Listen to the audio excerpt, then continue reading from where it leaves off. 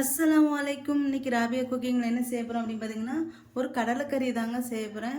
இது வந்து பூரி சப்பாத்திக்கு வந்து ரொம்ப நல்லாயிருக்கும்.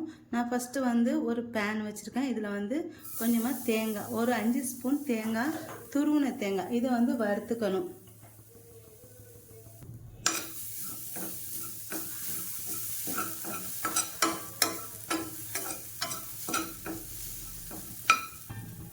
இப்போ இதை நல்லா வறுத்தாச்சு. இப்போ இதை வறுத்ததுக்கப்புறம் ஸ்டவ் வந்து ஆஃப் பண்ணிடணும்.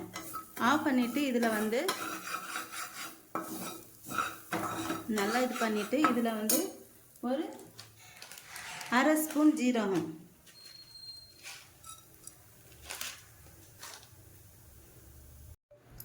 அடுத்து இதில் வந்து இவ்வளோ ஒரு பாதியாக ஒரு வெங்காயம், அடுத்து வந்து ஒரு ஸ்பூன் மல்லித்தூள், ஒரு ஸ்பூன் கரம் மசாலா,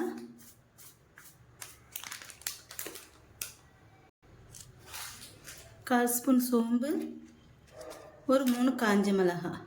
இப்போ இது எல்லாத்தையும் நல்லா நைஸாக அரைச்சி எடுத்துக்கணும். இது எல்லாத்தையும் ஒரு ஜாரில் சேர்த்துருக்கேன். இப்போ இதோடி ஒரு ஸ்பூன் கொண்டக்கடலை, ஊற வச்ச கொண்டக்கடலை, வேக வைக்கிறதுல பச்சை கொண்டக்கடலை ஊற வச்சது. இப்போ இது எல்லாத்தையும் நைஸாக அரைச்சிக்கிறேன். இப்போ அதே பேன் வச்சுருக்கேன். இது காஞ்சதுக்கப்புறம் கொஞ்சமாக எண்ணெய் ஊற்றிக்கிறேன்.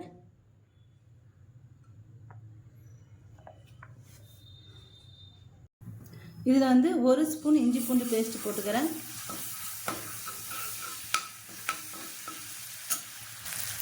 அதே 2 பச்சை மிளகாய் வந்து சேர்த்துக்கிறேன். அடுத்து இதில் வந்து மீடியம் சைஸ் வெங்காயம், ஒரு வெங்காயம் வந்து பொடியை நறுக்கி வச்சுருக்கேன், அதை சேர்த்துக்கிறேன்.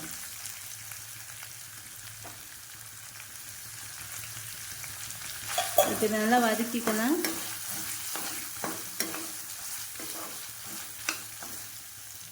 அடுத்து இதில் வந்து கொஞ்சமாக கருவேப்பிலை வந்து சேர்த்துக்கிறேன்.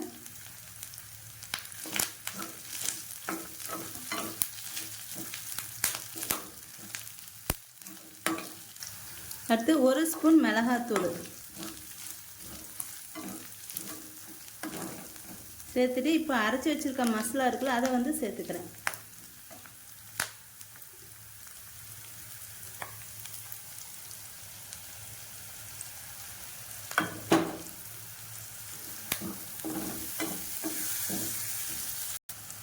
அடுத்து கொஞ்சமாக தண்ணி ஊற்றிக்கிறேன். ஊற்றிட்டு இதை வந்து நல்லா பச்சை வாசனை போகணும். அது மாதிரி நல்லா கொதிக்கட்டும். இது வந்து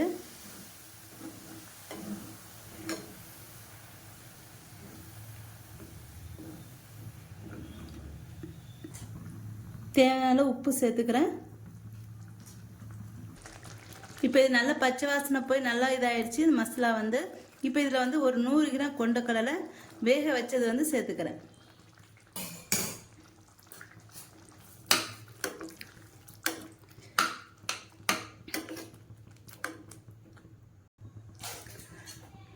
கொண்டக்கடலை சேர்த்ததுக்கப்புறம் ஒரு 5 நிமிஷம் அந்த கொண்டக்கடலை வந்து மீடியம் ஃப்ளேமில் வச்சு மூடி வச்சிடணும். இது வந்து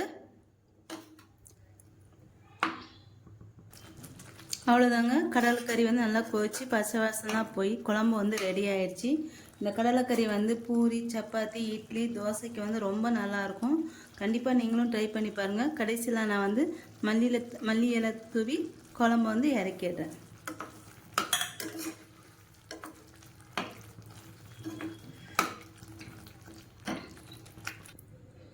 சூப்பரான கடலைக்கறி வந்து ரெடி ஆயிடுச்சு. என்னோட இந்த வீடியோ உங்களுக்கு பிடிச்சிருந்தா லைக் அண்ட் கமெண்ட் ஷேர் பண்ணிக்கோங்க. என்னோட சேனலை மறக்காமல் சப்ஸ்கிரைப் பண்ணிக்கோங்க.